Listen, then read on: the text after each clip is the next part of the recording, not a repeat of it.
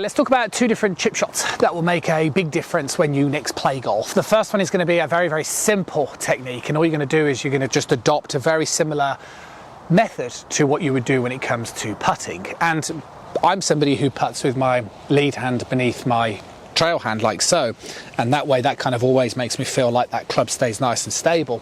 And if you're somebody who has a slightly different, should we say, unorthodox grip when it comes to putting, you can actually adopt this towards your chipping technique equally. So to be able to perform a very simple technical chip, all you need to do is do a couple of things. One, we're going to stand a little bit closer. Okay, so we're going to make the club shaft sit a little bit more vertically.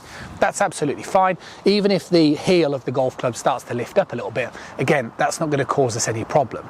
All that will happen when we do that is we'll be more likely to hit the ball off towards the toe of the club, so the furthest part. And again, that's fine because we're not looking to hit it out the centre. Hitting the ball out the centre gives us a lot of ball speed, which means that the ball will come off the face very quickly. Actually, if we can hit it off the toe, that means the ball doesn't come off quite as quick, and it means we can then increase the length of the swing. And then when we increase the length of the swing, we can therefore actually produce a little bit more spin. So that's one of the benefits. Aside from that, all you're going to do in this setup position is you're just going to move your weight on towards your lead side, and from here you're just going to make sure that the distance that the club head stays away from the shoulder is constant. So meaning we don't want to be doing anything to kind of pick it up. We literally want to just take it back, feeling like that club head stays very, very low to the ground.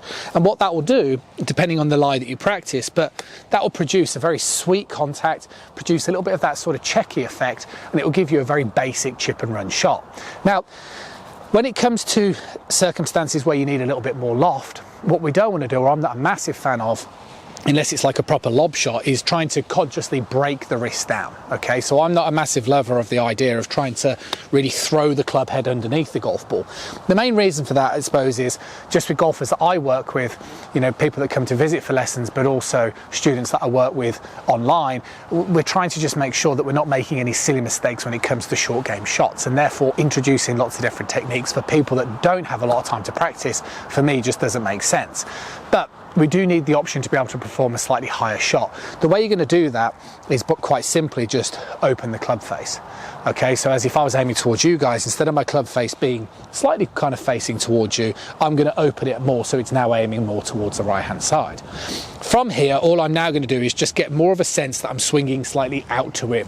So I'm going to try and get the feeling that my club head swings out and a little bit more across the ball. Doing that will basically just maximize the loft that's on the club, and it will produce a higher shot for those circumstances where we basically need that. And obviously if you need to hit higher and higher, you can advance that type of technique even more. There will be occasions in golf when you need to perform a lob shot and a bunker shot, but unless we're in those circumstances, I think just getting used to a very simple putting technique and just changing the loft positions is more than enough. See you soon.